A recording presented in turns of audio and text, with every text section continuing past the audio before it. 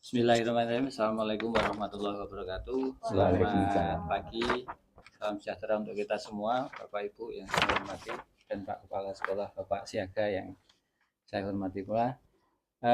Hari ini kita akan melakukan wawancara ke Bapak mengenai pengambilan keputusan yang Bapak lakukan ya, yang berdasarkan banyak etika yang nanti akan kita pertanyakan pada teori-teori yang banyak di etika, Bapak.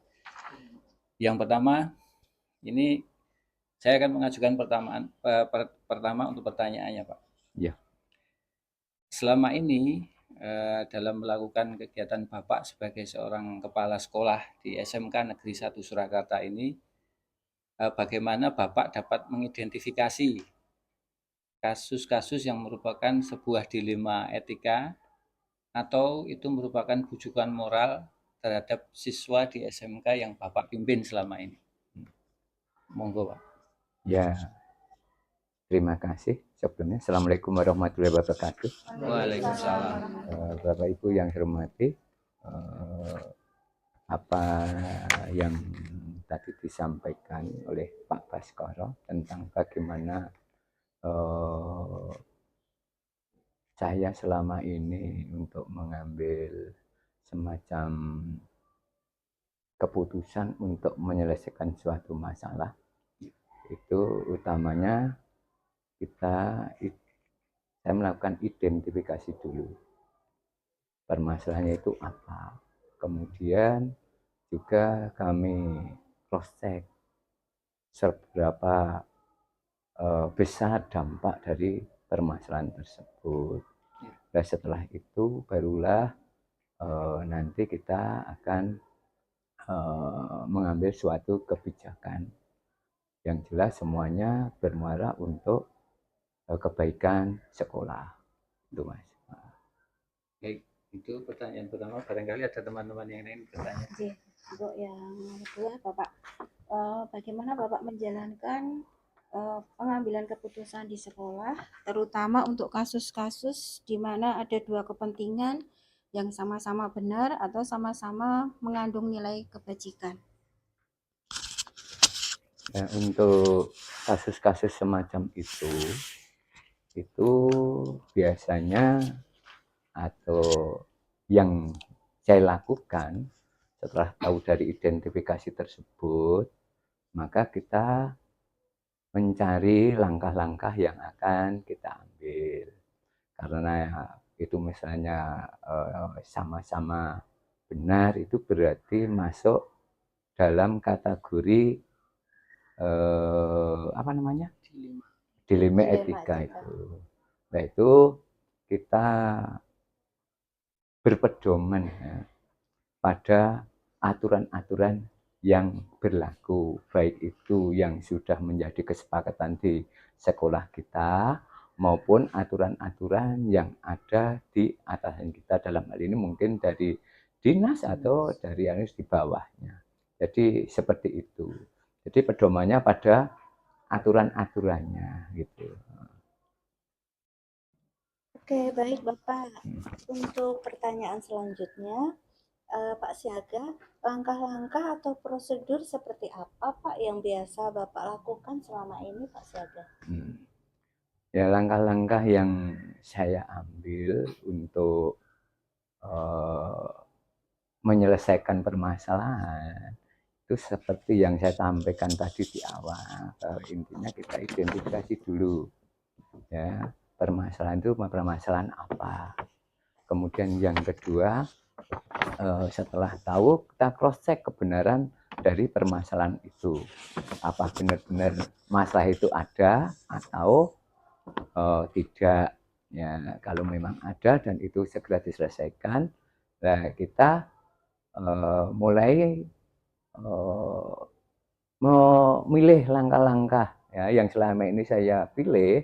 Kalau hal-hal itu sifatnya itu tadi harus diselesaikan, memerlukan pihak terkait, berarti dalam hal ini saya pasti nuwun sewu ya, karena kita tidak bisa mengambil keputusan sendiri. Nah, saya pasti bermusyawarah dengan utamanya di lini kerja saya, utamanya di WKS itu. Jadi seperti itu untuk apa? Untuk menyelesaikan masalah agar apa? Semua yang kita ambil nanti bisa diterima semua pihak itu. Saya lanjutkan nih Pak. Ya. Selanjutnya, hal-hal apa saja yang selama ini Bapak anggap efektif dalam pengambilan keputusan pada kasus-kasus dilema etika? Ya, hal yang saya rasa efektif ya kita tidak tahu ya efektif dan tidaknya, tapi kalau menurut saya itu ya yang paling efektif itu ada keterbukaan. Artinya keterbukaan itu baik itu dari yang mungkin punya masalah maupun dari kita untuk atau dari sekolah yang otomatis tentang hal-hal yang ada di sekolah ini. Dan itu akan efektif manakala kita bisa istilahnya komunikasi langsung, ya artinya mendapat keterangan langsung dari ya pihak-pihak terkait. Nah, dalam hal ini mungkin ya dari yang bermasalah itu sendiri atau yang itu tadi saya sampaikan bahwa saya setiap ada kebijakan atau keputusan yang ada kaitannya dengan kemajuan sekolah pasti saya minta masukan-masukan dari lini kerja saya, utama di WKS dan sebagainya itu. Jadi langkah-langkah yang saya ambil itu menurut saya ya efektif begitu. Pertanyaan selanjutnya Bapak, hal-hal apa saja yang selama ini menjadi tantangan bagi Bapak dalam pengambilan keputusan pada kasus-kasus dilema etika? Ya tantangan-tantangan apa ya sebetulnya ya banyak ya tantangan-tantangan, tapi yang paling kadang-kadang kita tidak nyaman itu kaitannya dengan perasaan. Misalnya dengan jenengan Pak, jenengan harus seperti A, B, C, D.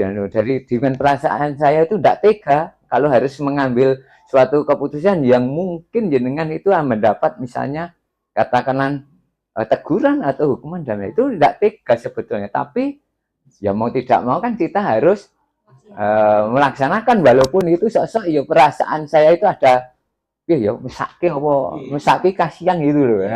Seperti itu. Keadilan kasus kasihan. Seperti itu.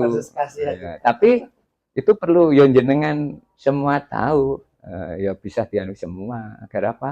Yang namanya kalau ada permasalahan, baik itu nanti hasilnya itu menyenangkan atau tidak, itu agar hasilnya baik ya harus kita sampaikan, itu harus bisa menerima semuanya dengan perasaan ikhlas, kan begitu. Nah, jadi itu tantangannya, itu pokoknya kalau bertentangan dengan perasaan itu yang berat di situ itu gitu loh. Nah, itu Mas. Pak, kita lanjutkan lagi. Apakah Bapak memiliki sebuah jadwal tertentu dalam sebuah penyelesaian kasus dilema etika? Apakah Bapak langsung menyelesaikan di tempat atau memiliki sebuah jadwal untuk menyelesaikannya? Bentuk atau prosedurnya itu seperti apa?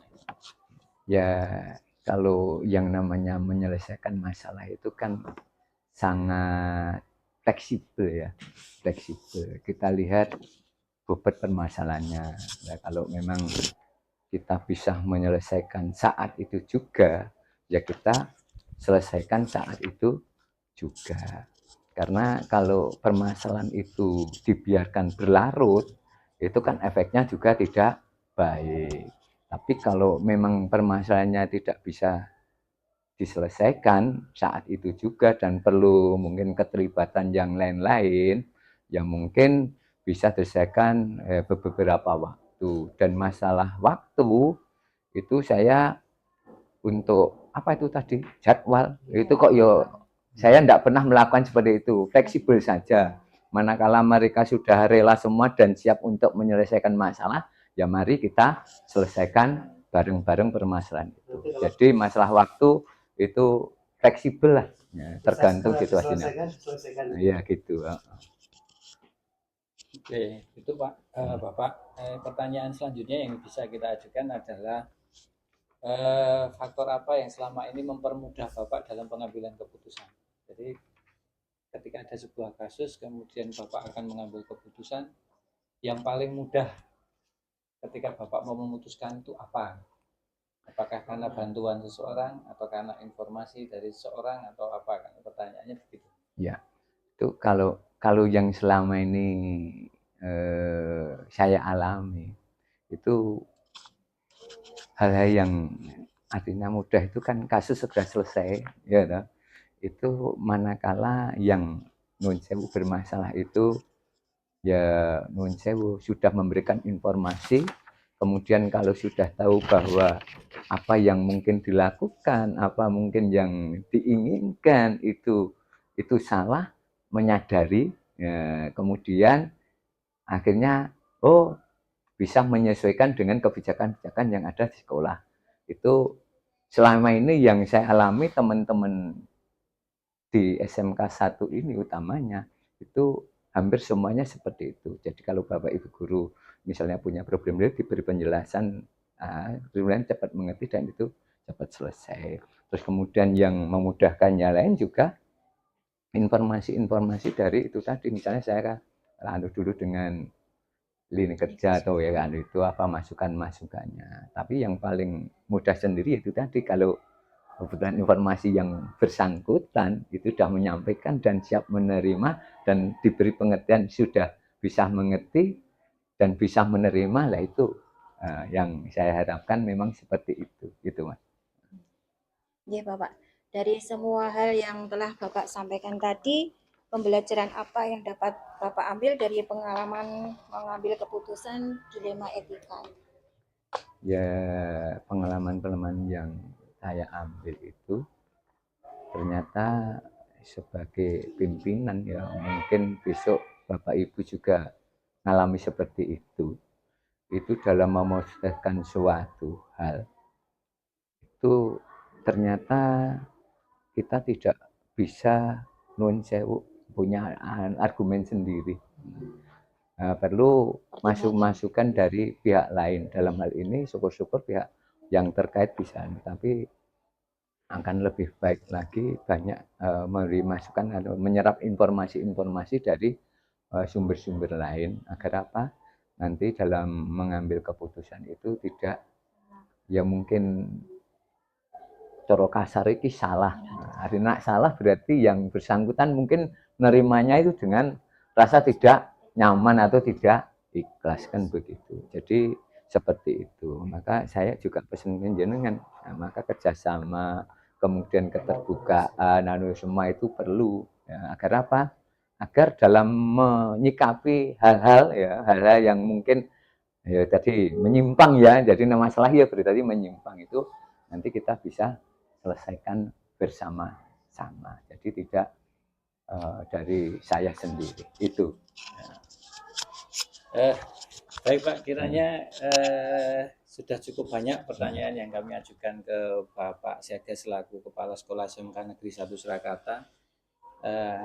Kami mohon maaf jika saat ini mengganggu waktu Bapak untuk kami sampaikan diskusi di sini mengenai dilema-dilema etika ketika Bapak mengambil sebuah keputusan. Dan semoga apa yang Bapak jelaskan ini tadi bermanfaat untuk kita semua. Amin. Terima kasih Pak. Selamat pagi, selamat beraktivitas. Ya, sip. Terima kasih ya Bapak Ibu. Itu yang saya sampaikan dan selama ini saya alami. Itu bisa jenengan semua mengambil apa ya istilahnya apa yang saya sampaikan tadi itu yo tidak mutlak menurut jenengan itu sesuai atau tapi itulah paling tidak jenengan punya pembanding ya suatu saat dengan pendapat kan ada kemungkinan pendapat saya dengan pendapat jenengan juga berbeda kan begitu. Dan ini saya juga titip pesan ya pada jenengan karena suatu saat kalau jenengan di posisi saya paling tidak sudah ada satu contoh. Nah, yaitu dan itu disesuaikan karena ada kemungkinan apa yang saya lakukan itu yo belum tentu itu mutlak benar, tapi yang selama ini saya ambil itu ternyata nun sewu ya jenengan ya juga bisa merasakan di sekolah kita sekarang kan hampir jarang ada konflik kan begitu, karena konflik segera bisa diselesaikan. Dan itu saya harap jenengan yo harus tetap itu tadi ya, maju terus. Yo paling tidak ya siapa tahu jenengan yo nasibnya bisa seperti saya yo, jadi KS dan suatu saat akan ngalami problem-problem seperti ini. Itu terima kasih. Mohon maaf apabila apa yang saya sampaikan tadi mungkin kurang memuaskan jenengan semua. Ternyata yang disampaikan Pak Siaga cuma seperti ini ya. Jadi mohon dimaafkan karena itu ya memang keterbatasan saya. Itu terima kasih atas apa ya kesediaan jenengan memberi oh ya wawancari saya dan menerima apa yang saya sampaikan tadi. Ngoten nggih.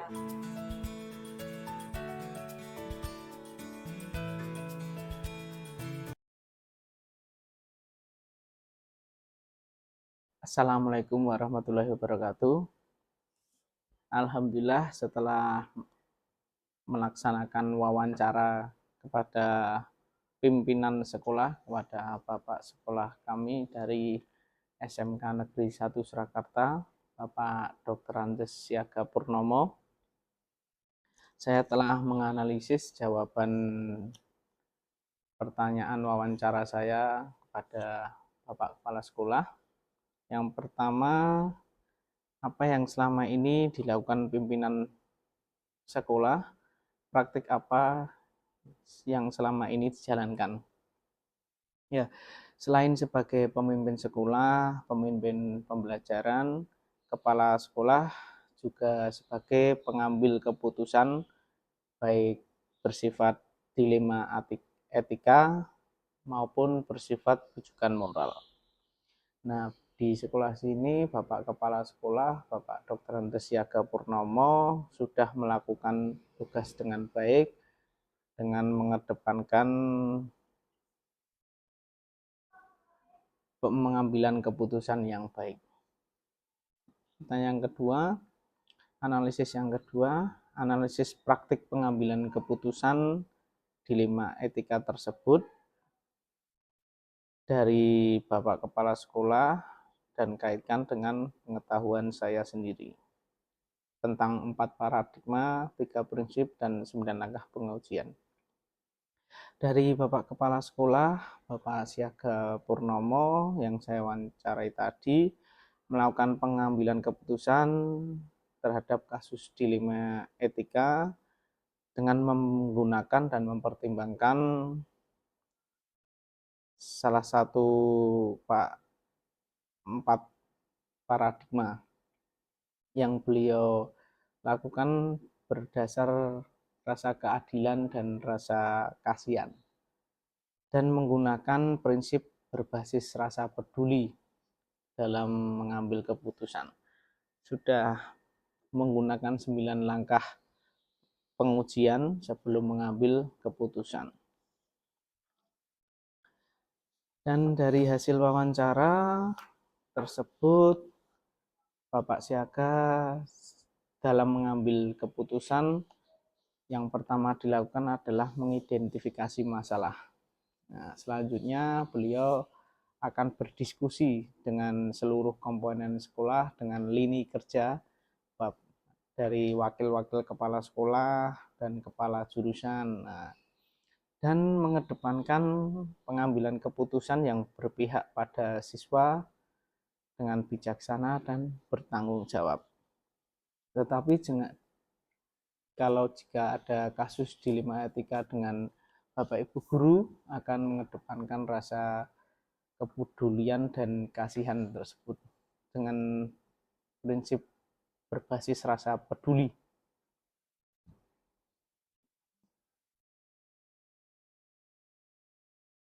Berdasarkan hasil wawancara, setelah melakukan identifikasi masalah, mengumpulkan fakta-fakta, tadi berdiskusi dan komunikasi dengan lini kerja, selanjutnya waktu pelaksanaan jika bisa ditangani secepatnya akan dilakukan secepatnya. Apabila membutuhkan waktu akan selalu berkoordinasi dan mengawal kasus tersebut. Saya rasa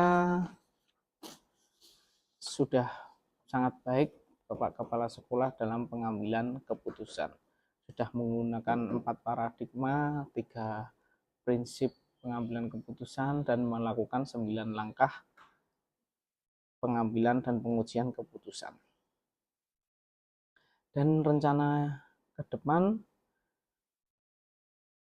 akan jika menghadapi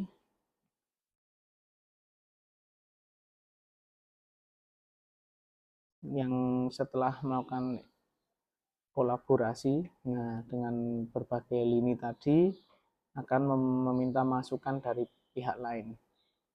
Bapak Kepala Sekolah akan melihat seberapa dampaknya jika mengambil keputusan ini, dampaknya bagaimana, jika keputusan yang lainnya dampaknya bagaimana, seperti itu. Jadi mengukur dampak.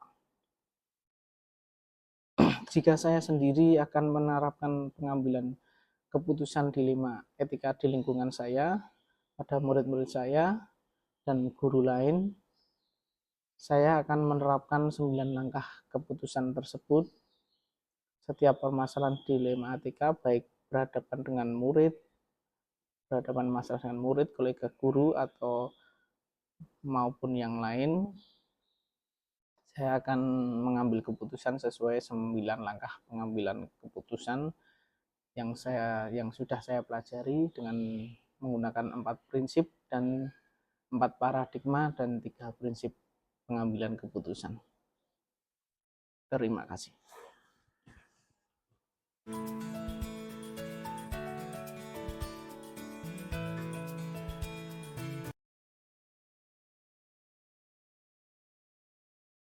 Baik, Assalamualaikum warahmatullahi wabarakatuh. Waalaikumsalam warahmatullahi wabarakatuh. Ya, saat ini kami berada di SMP Khusus Olahraga Kota Surakarta dengan Bapak Kepala Sekolah, Bapak Bambang Sigit Pramono. Assalamualaikum Bapak. Waalaikumsalam. Gimana kabarnya?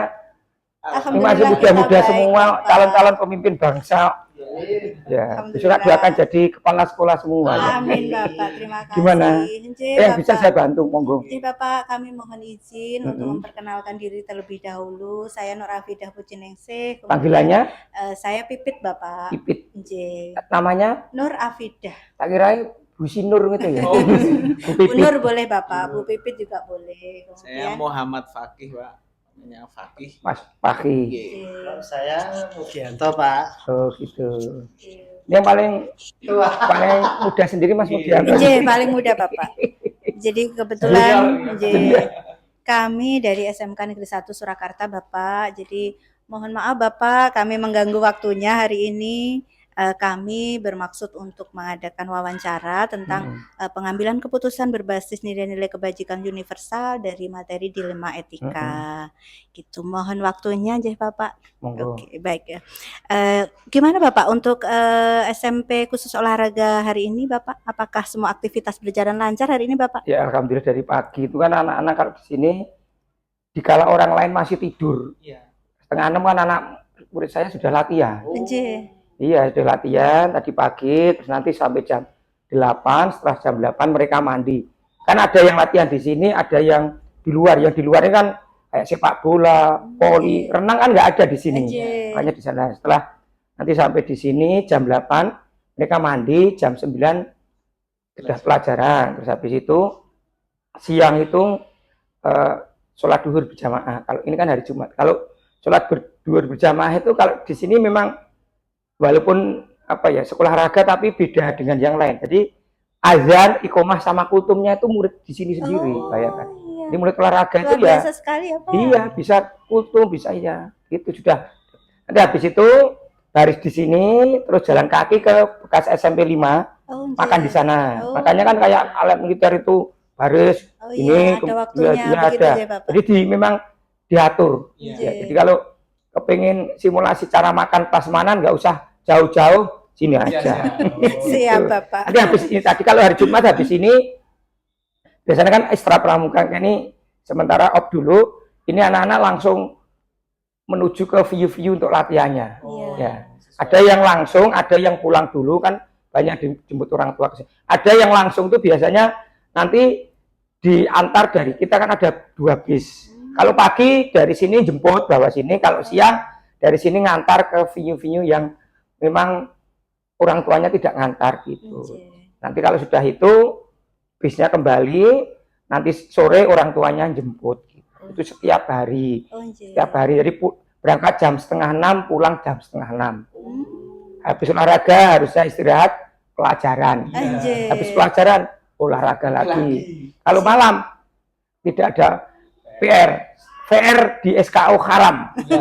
Bolehnya ya nanti tugas mungkin satu minggu sekali, 2 minggu baru ngerjakan gitu. Karena ya memang fisiknya sudah capek ya seperti itu. Jadi memang Ya. padat sekali ya Bapak, dari 5:30 sampai 5:30 lagi Ye. ya baru selesai semua aktivitas gitu. Ye. Kemudian Bapak untuk jumlah siswa mungkin Bapak di Kalau sini jumlah ada siswa berapa sini siswanya ya Bapak? sekitar jumlahnya kan kalau normalnya kan 64, kan ini seangkatan kan 32 kali 2 kan 64, Ye. kali 3 ya kan kelas 7, 8, 9. Ye. Tapi yang kelas 9 tuh 2-nya kemarin mutasi ya, jadi jumlahnya 192. Oh iya, banyak 192. Baik, Mbak. Kalau di sini per kelas ya Pak, tapi kalau pas olahraga gabung semua. Per cabur. Oh. Jadi kelas itu gabungan dari berbagai cabur. Nanti ketika dia olahraga sudah mecah. Ya. Saya sepak bola, saya ya sepak bola. Tapi ketika jadi satu kelas dari berbagai cabur. Iya. Iya. Gitu. Setelah itu terpisah lagi ya Pak. Ya? Kalau ini sudah terpisah. Ya. Tadi pas pelajaran jadi satu lagi. Baik Bapak, ada beberapa hal Bapak yang ingin kami tanyakan kepada Bapak. Mungkin yang pertama, selama ini sebagai kepala sekolah, bagaimana Bapak dapat mengidentifikasi kasus-kasus yang merupakan dilema etika atau bujukan moral terhadap siswa yang Bapak pimpin? Iya. Jadi gini, sebenarnya setiap hari itu mesti ada permasalahan ya. Hanya nanti kan kadarnya ini masalah biasa, ini masalah yang agak sedang, ini berat dan segera diselesaikan. Ya. Kalau saya ketika ada masalah gitu, saya lihat dulu. Ini kira-kira masalahnya kira-kira bisa agak diselesaikan agak mundur atau harus apa? Itu. Harus sekarang. Misalnya contohnya gini. Satu sisi saya dapat undangan jam 8 mau rapat di Pemkot. Tapi sisi yang lain ada masalah. Pak, ini ada masalah ini harus segera diputuskan, Pak. Kira-kira ini yang untuk mewakili ini siapa, Pak? Ini karena ditunggu dari dinas jam 8. Ini sekarang sudah jam 8 kurang 1/4. Berarti kan saya segera harus menyelesaikan saat itu. Oh, ini langsung ini aja yang tujuh. Setelah itu tinggal. Misalnya kadang ada lagi tahu-tahu pas kesini tahu-tahu ada tamu. Pak, ini ada tamu, terus sisi yang lain tamu itu tahu-tahu tidak memberitahu datang, dia dari jauh.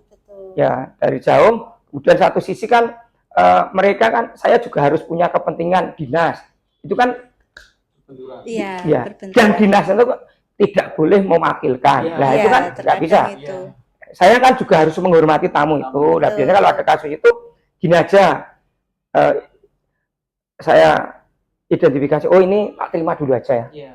Nanti setelah berjalan baru saya tinggal. Ya, nanti kalau terlambat kan saya bisa tanya dengan teman-teman kepala sekolah yang lain. Contohnya seperti itu. Jadi kalau ketika ada masalah ya diidentifikasi. Jadi kita harus yang pertama tenang dulu. Jadi itu jangan gerusa-gerusu. Biasanya kalau kepala sekolah kadang putri-putri itu kan bingung sih, panik dulu kan. Panik dulu. Kalau kita tenang dulu. Ya, contohnya misalnya ada masalah kemarin, Pak ini ada laporan anak-anak itu kok banyak masuk. Ya kenapa? Diare, Pak. Diare kaitannya dengan makanan. Orang tua pada komplain tuh mungkin makanannya kemarin yang dimakan ada mungkin kurang sehat atau kurang segar gitu. Begitu mendengar itu kan saya tenang dulu. Coba diidentifikasi kira-kira yang kena seperti itu berapa orang? Apa hanya berapa orang? Itu kalau itu kan bukan kasuistis. Enggak, Pak, banyak ini. Oke, sudah. Terus saya cepat ngambil langkah. Oke, silakan dicek yang memang sakit suruh pulang aja, orang tuanya nanti biar diobati di rumah istirahat. Kalau enggak yang di sini.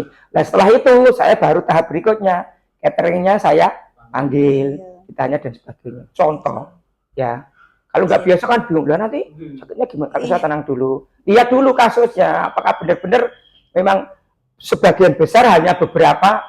Namanya orang tua kan guru anak EDW yang diare terus lapor ke sekolah, nggak taunya dia sendiri. Dulu ya ada yang, Pak ini gimana jusnya, ini anak saya serak ini dan sebagainya. Lainnya nggak ada, dia sendiri lah, usut punya usut. Dia ternyata pulang jajan, nah itu loh, kadang seperti itu. Baik, Makanya kita Bapak Anje. harus satu tenang, terus nggak usah terbawa, tenang, terus diidentifikasi itu. Oh ini segera diselesaikan, ini mungkin agak nanti, berarti kalau agak nanti saya pulang dari rapat bisa nanti diselesaikan dengan teman-teman lah, contohnya seperti itu. Anje, Bapak.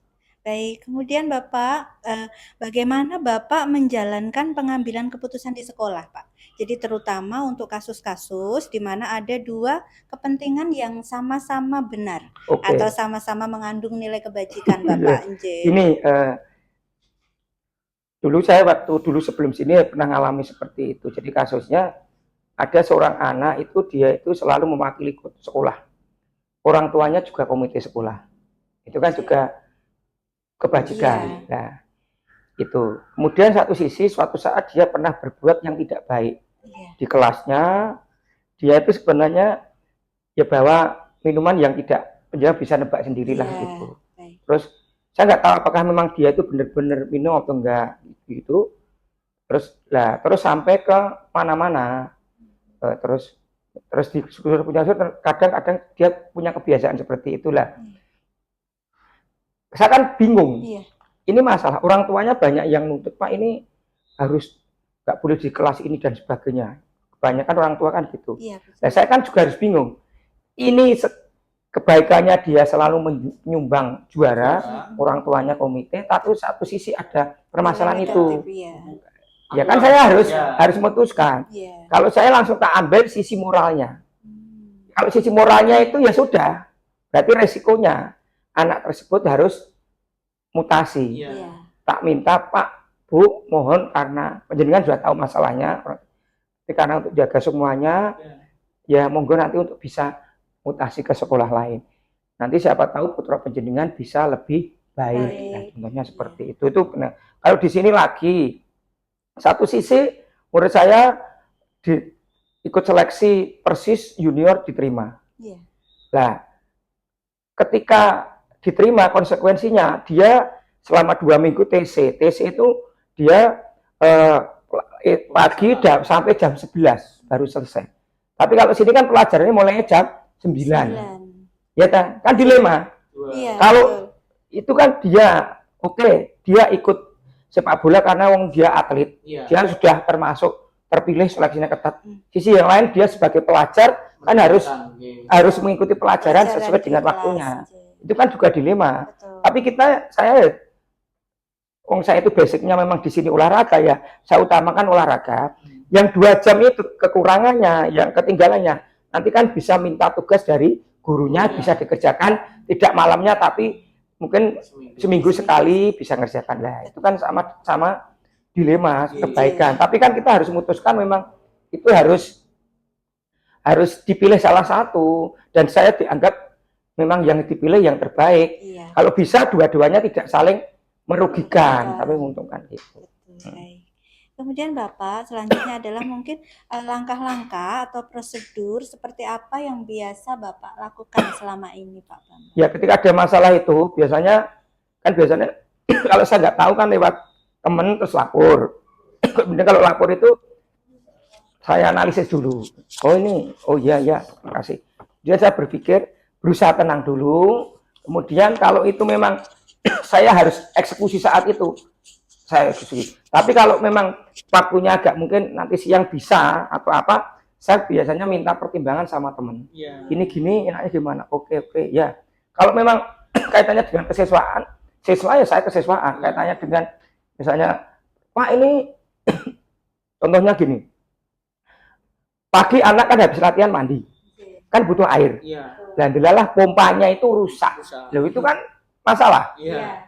ya kan? betul. Itu kan masalah, nggak bisa ditunda. Dia harus mandi. Iya. Karena kalau nunda nanti pelajarannya mundur lagi. Mundur lagi. Nah, saya kan harus segera mengambil tindakan. Oke, anu aja, coba dicek. Saya langsung undang siapa yang sarana cek. Yaudah kita ke sana. Coba docok-ocok iso. Lah, akhirnya bisa. Itu kan satu sisi terselesaikan. Iya, Tapi kan nggak terus langsung tak biarkan. Karena nanti mati lagi. akan mati lagi. Makanya kemudian yang tahap kedua, rembukan, kita cari tukang, yuk Iya. segera dibenahi. Jadi besok tidak terulang lagi lah seperti itu kasusnya. Jadi kalau gitu ya berusaha, jangan kita lari dari masalah. Iya. Kita nggak boleh kepala sekolah tahu gitu, ya nggak apa-apa, nggak mandi nggak apa-apa. Kita nggak bisa, karena yang namanya sekolah itu yang diutamakan kepentingan untuk siswa. Gitu loh. Apapun yang terjadi ya kita harus berani ngambil risiko. Ibaratnya harus cari tukang, mungkin mengeluarkan uang ya nggak apa-apa. Itu sudah tanggung jawab sebagai kepala sekolah gitu. Mencari solusi ya. Kami lanjutkan nih Pak. Dari pengambilan keputusan tadi, hal-hal apa saja yang selama ini Bapak anggap efektif ya, dari pengambilan keputusan? Ya, yang pertama ketika kita ada suatu masalah ya efektif itu yang pertama itu tenang dulu. Tenang dulu, kita berusaha mengendalikan. Kemudian yang kedua dicari akar permasalahannya, penyebabnya apa. Setelah tahu penyebabnya, kemudian dicari solusinya. Itu, yang penting tenang dulu, Ya. jangan panik, tenang dulu. Wah, ya tadi itu kok kenapa kok komponnya nggak bisa naik? Cari penyebabnya. Oh, ternyata mungkin rusak yang itu wongannya. Ya sudah, coba di penyebabnya ini berat, coba kita, oh ternyata bisa. Setelah bisa selesai, siangnya baru diperbaiki. Oh ternyata tosnya itu rusak. Ya. Gitu. Selesai Berarti tentunya. ini ya Pak, kunci pertama berarti ketenangan. Ya ketenangan iya, jangan gampang panik. Iya. Karena yang kepala sekolah yang guru sih kan banyak. Nggih. Kalau guru kan saya ngajar, yang penting sekarang sama persiapan besok selesai. Tapi kalau kepala sekolah, ya guru, ya murid, orang tua di sini kan kritis-kritis. Iya. Karena mereka itu punya paguyuban. Ketika turnamen itu yang, kalau yang turnamen-turnamen yang kayak Popda resmi itu kan dari kita dan Dispora yang meragati. Tapi kalau yang untuk turnamen yang di luar itu kan orang tua yang berpartisipasi. Sendiri. Berarti kan kritis semua, Pak ini. Nah, makanya kita ya harus baik-baikan sama orang tua, pendekatan gitu. Jadi ketika ada masalah tadi saya ceritakan kasus yang makanya itu yang bukan itu kan orang tuanya banyak yang protes, kepingin ketemu saya dan sebagainya. Tapi ketika saya sudah kenal dengan beliau, dia ke sini, Pak, saya tidak mencari kesalahan, hanya memberi saran, masukan. Lah, kemudian kan saya ketika ada masalah itu kan berusaha untuk meyakinkan orang tua, biar orang tuanya itu tenang. Besok kalau makan dia tidak was-was lagi, gitu loh. Saya kan harus cari solusinya biar meyakinkan orang tua itu bahwa besok tidak ada kejadian seperti itu. Yang penting seperti itu. Ya. Yes. Kita lanjutkan lagi, hal-hal apa yang selama ini merupakan tantangan Pak, yang menurut Bapak tantangan dalam pengambilan keputusan? Ya kadang kalau kita tantangan pengambilan keputusan ini kalau berbenturan dengan kepentingan misalnya dengan orang tua ya, saya begini ternyata orang tuanya nggak setuju lah. Tadi misalnya tadi kasus Pak tenang saja, ini besok insya Allah sudah tidak terulang lagi. Tapi kan belum serta-merta orang tuanya setuju. Kita kan harus meyakinkan lagi. Pak, setelah ini kebetulan kan besok 2 hari lagi sudah ganti catering. Kan meyakinkan cateringnya yang baru ini tidak seperti yang itu. Ini sudah teruji Pak. Ini sudah catering di sekolah swasta yang terkenal. Berarti kalau terkenal aja sampai sekarang masih digunakan, berarti memang istilahnya memang bagus. Kan saya harus meyakinkan. Kadang kan tantangan itu loh. Tantangan kebanyakan dari, kalau teman-teman guru kan biasanya ya nggak masalah. Kalau anak ya enggak, ya tantangan kadang ketika menggunakan, misalnya kita mau menggunakan tapi kadang fasilitasnya belum sempurna kan kita juga tantangan. Pak ini contohnya kemarin kita gunakan di situ kan untuk tenis meja itu harus tenis meja kan 2 ruangan tapi kan ada sekatnya. Pak kalau 2 sekat saya kan nggak wirawiri pelatihnya. Kan idealnya sekatnya itu harus dihilangkan. Nah, Pak itu mbok sekatnya dihilangkan. Jadi saya nanti kan bisa melihat. Nah, sekatnya itu kan bukan sekat gini tapi sekat tembok. Wah. Nah, berarti kan saya berpikir gimana Iya. caranya. Itu kan tantangan. Iya. Ada pelatih dan saya kan harus adil, tidak boleh beda-bedakan pelatih lagi. Iya. Pak, itu dijebol. Kok saya bagiannya enggak ada, Enak. kok enggak dijebol, kok ada sekatnya. Lah nanti kalau saya latih gimana, Pak? Oh, dua lem. Nah, oh iya, kan itu tantangan. Iya. Dan saya, lah kalau itu kan masih agak bisa dimundur ya, tidak harus sekali Cara saat aja. itu dieksekusi. Berarti saya Cari. bisa rembukan sama teman yang berkaitan. Pak, misalnya ini piye? Saya dengan penyedia dan oke Pak, nanti gampang bisa. Nanti dikerjakan dulu, nanti gampang urusan. Lah, Iya. itu kan solusinya gitu. Terus itu tantangan. Jadi Iya. satu sisi saya harus berpikir gimana caranya bisa melayani itu pelatihnya itu. Dia kan juga kepengen melatih yang baik gitu loh. Biar mereka juga terlayani muridnya. Ya. Iya. Tapi sisi yang lain anggarannya belum ada Iya. dan itu harus Iya. karena untuk latihan. Nah, contohnya seperti itu. Makanya itu tantangan. Tapi saya berpikir, saya yakin gini ya. Kalau sesuatu, saya sampai sekarang, kalau sesuatu kita mulai sesuatu itu kalau memang untuk kebaikan itu insya Allah ada jalan. Mesti gitu. Nanti gitu, mesti ada. Saya Senin itu pelatihnya bilang saya kemudian saya sorenya ngomong-ngomong malah terus langsung, Pak, udah nanti tak kerjakan. Paginya saya ketemu, Pak, hari ini sudah dikerjakan loh. Itu kan tantangan. Iya. Tapi kan kita tidak boleh nyerah. Iya. Nggak ada, Iya. ya nggak apa. Contohnya, aku ngalami seperti itu. Misalnya kayak sana ada masjid. Masjidnya itu kalau nggak digunakan kan remuk. Iya. Kemudian bawahnya ada yang pecah-pecah. Kerannya banyak, tapi sumber airnya belum ada untuk ada. Kan saya berpikir caranya sumber airnya ngalir, masjidnya itu bisa bagus untuk sholat, gitu. Kan itu juga tantangan. Dalam arti tantangan gini, satu sisi itu juga digunakan, tapi sisi lain kan keterbatasan dana. Kan saya berpikir caranya biar itu bisa jalan, dananya kurang, kita harus pinter-pinter cari apa ya, istilahnya kayak CSS, ngopi sana, ngopi sini, biar dikerjakan tapi ya untuk kebaikan, tapi kita yang meminimalkan mengeluarkan anggaran gitu loh. Contohnya seperti itu. Kalau pikirnya alah nggak apa-apa, itu nggak digunakan, biarkan aja. Itu kan hanya barang-barang dulu. Tapi saya nggak ingin seperti itu. Bagi saya masjid itu, masjidnya malah besar sana. Iya. Ya kita gunakan, kita manfaatkan. Kalau itu nanti untuk beribadah, insya Allah menurut ya itu nanti bermanfaat, pahalanya kan ya mungkin bagi saya auranya kan masuk di lingkungan itu kan bisa mendorong anak untuk berprestasi gitu. Kalau saya gitu, saya yakin kalau ada apa-apa niat insya Allah nanti ada jalan. Dan ternyata bisa. Iya. Karena Pak ini donatur, ini oh Pak nanti saya nyumbang nyumbang apa tuh karpet. Pak ini nanti saya sumbang apa peralonnya. Iya seperti itu. Karena saya sudah niat dan saya yakin itu untuk kebaikan, bukan untuk saya kan. Nah, bareng-bareng kebaikan semua. Ini Pak, lagi, apakah Bapak memiliki sebuah jadwal tertentu dalam penyelesaian kasus dilema etika?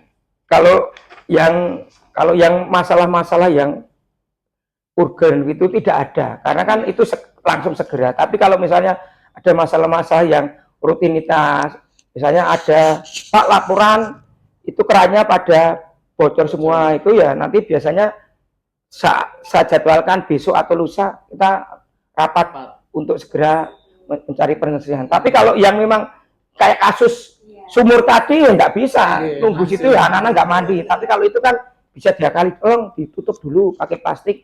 Nanti habis itu pas saat nanti briefing kita selesaikan, kita bahas seperti itu. Ya, kayak tadi, waktu ada perintah, kalau perintah BA, Pak untuk penyambutan presiden saat ini harus Zoom dulu. Nah, saya satu sisi di SMP 10. Berarti kan saya harus cepat mengambil langkah biar ada yang ikut Zoom. Nah, saya langsung cepat. Kebetulan kesiswaan saya baru tugas luar kota untuk persiapan pekan olahraga nasional yang pelajar itu. Nah, saya harus cepat. Saya nunjuk stafnya, tak suruh penjenengan ikut. Nanti setelah selesai laporan saya itu kan mengambil keputusan kepala sekolah nggak usah taren. Kalau taren nanti muter langsung. Nah itu contohnya tuh loh, plek-plek. Nah setelah itu baru saya yang tadi saya ngadakan briefing. Itu kan tindak lanjut dari tadi pagi yang Zoom itu kan berarti ada waktu tertentu. Biasanya di akhir, ini kan Jumat, di akhir Jumat itu ada evaluasi, nanti awal Senin ada briefing untuk persiapan 1 minggu. Gitu. Iya, aku biasanya evaluasi gitu. Saya lanjutkan, Pak. Selama ini dalam pengambilan keputusan, faktor-faktor apa sajakah yang mempermudah atau seseorang yang membantu Bapak dalam pengambilan keputusan? Iya, kalau seseorang ya nggak ada, ya saya nggak ada, adanya tim saya gitu. Jadi tidak ada orang yang dominan kalau ada masalah dia. Bagi saya itu semuanya punya kompetensi sama. Hanya nanti yang saya butuhkan siapa? Oh, berkaitan dengan masalah humas. Oh, berarti Pak Kasat Humas. Berkaitan dengan perlengkapan sarana prasarana, berarti saya yang bagian prasarana ya, seperti itu. Jadi tidak cetak, tapi tim ya. Bagi saya sekolah ini tidak ada yang paling hebat. Saya sama seperti mereka, bukan kepala sekolah ini hebat, karena untuk bisa mengerjakan sesuatu, menggerakkan sekolah ini, semua ini bisa gerak baik di sini maupun di olahraga sana, itu saya tidak bisa sendiri, butuh teman-teman ya. Kita di sini bekerja bersama. Saya selalu mengatakan, walaupun dulu awal-awalnya kita kekurangan personil, kita nggak usah mencari kekurangan. Kan pelajaran guru penggerak kan, aset itu ya, teori aset. Mari apa yang kita punya kita gerakkan, kita gunakan. Pak, nggak ada guru bahasa agama Kristen, delala ada guru bahasa Inggris yang agama Kristen, lah itu sudah. Pak, nggak ada cleaning service, ya sudah, teman-teman guru yang pagi nyapu ngepel lah. Contohnya seperti itu. Jadi tim ya.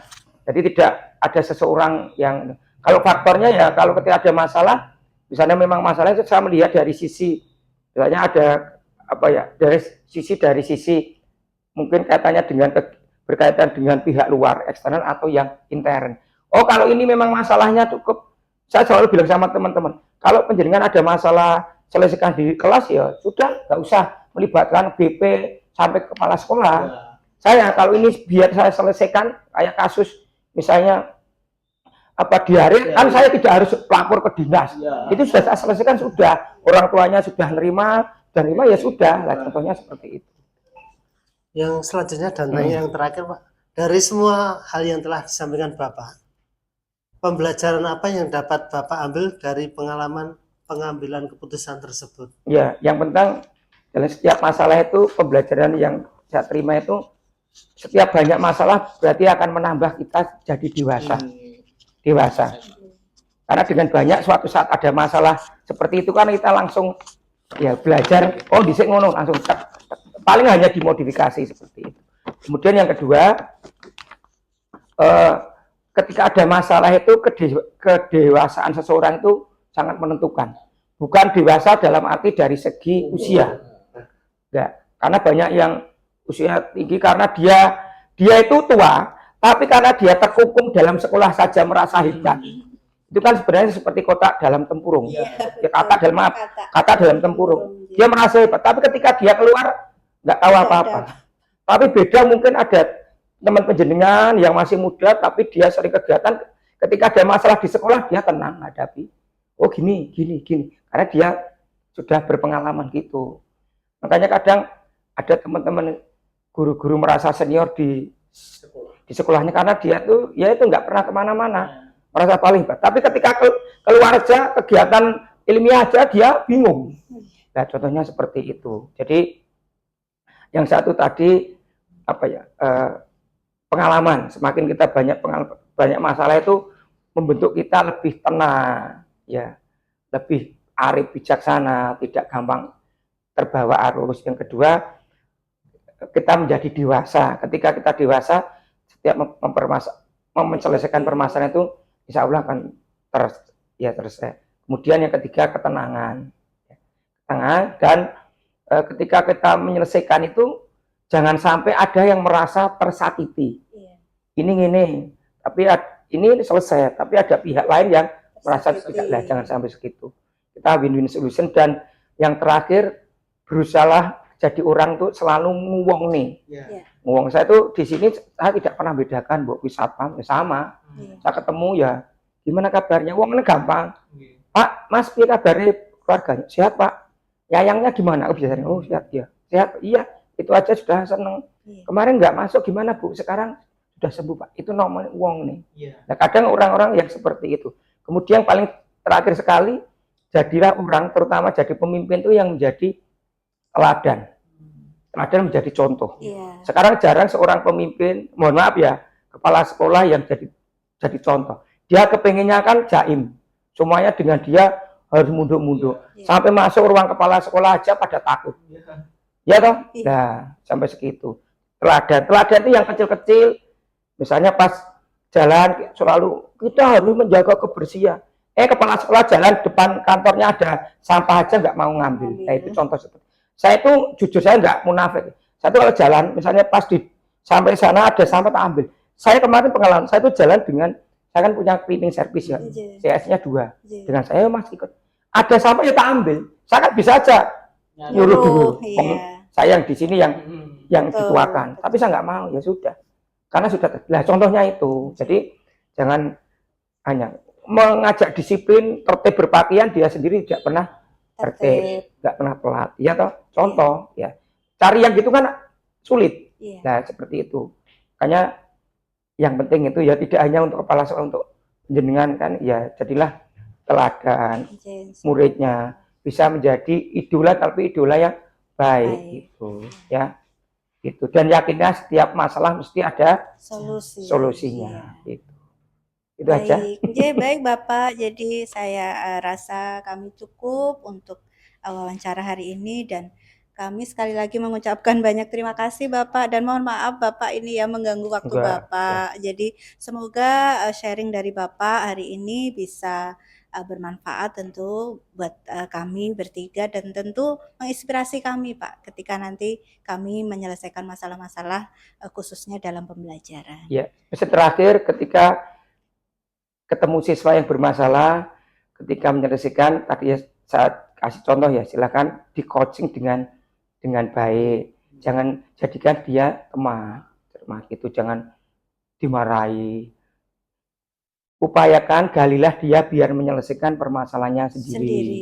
Karena terlambat ya, saya masih ingat dulu saya pas di SMP 27 kan, saya kalau pagi di salaman terus ada itu ya pas duduk sini. Kenapa tuh Mas kok Lalu saya Pak, ibu saya itu kadang kan belum tentu siswanya yang salah. Betul. Nah, ibu saya itu kalau pagi itu nggak ngantar sapi, ngantar adik saya. Jadi saya yang kedua terlambat. Iya. Nah saya ini gimana Mas? Biar kamu tidak terlambat, adik saya tidak. Pak, nanti tak bilang ibu berangkatnya agak pagi lagi. Nah itu kan kita hanya menggali, tapi solusinya dari dia gitu loh. Kalau dari dia bisa melaksanakan. Tapi ketika kita ngasih tahu kayak dokter, belum tentu dia bisa melaksanakan. Begitu Bapak. Kami sekali lagi mengucapkan terima kasih. Semoga Bapak sehat selalu. Amin. Assalamualaikum warahmatullahi wabarakatuh. Waalaikumsalam warahmatullahi wabarakatuh.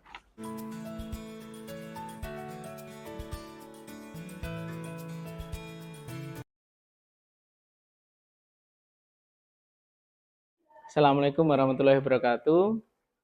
Alhamdulillah telah melaksanakan wawancara pengambilan keputusan pada Bapak Kepala Sekolah SMP KKO khusus olahraga, Bapak Bambang, yang telah saya analisis apa yang selama ini dilakukan Pak Bambang dan praktik apa yang dijalankan dalam pengambilan keputusan.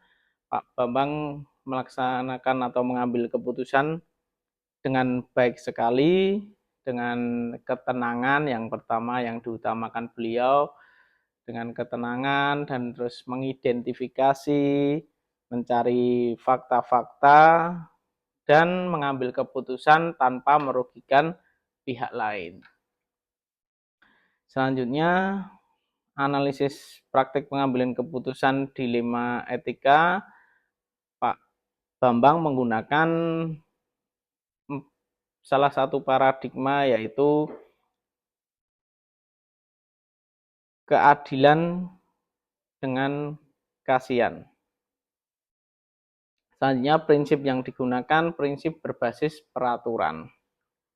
Dan beliau menggunakan 9 langkah pengujian yang tadi mulai dari identifikasi, terus dan langkah-langkah selanjutnya.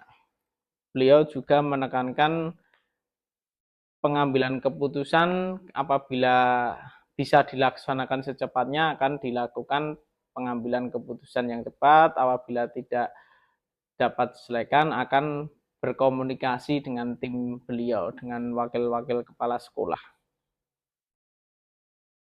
Selanjutnya, dari hal yang menarik dari Pak Bambang tadi yang saya tekankan, beliau fokus pada pengambilan keputusannya dengan tenang, tidak membawa ego yang berlebihan, dan mencari data-data yang valid. Selanjutnya akan berdiskusi dengan seluruh komponen sekolah. Selanjutnya membuat keputusan yang tidak merugikan orang lain dan harus berpihak kepada siswa.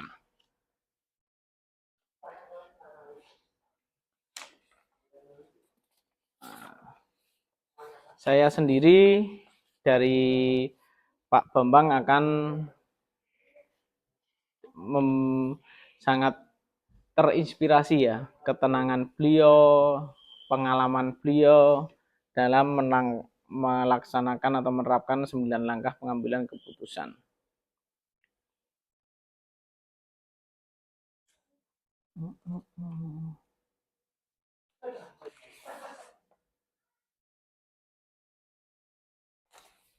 Begitu, cukup. Terima kasih. Assalamualaikum warahmatullahi wabarakatuh.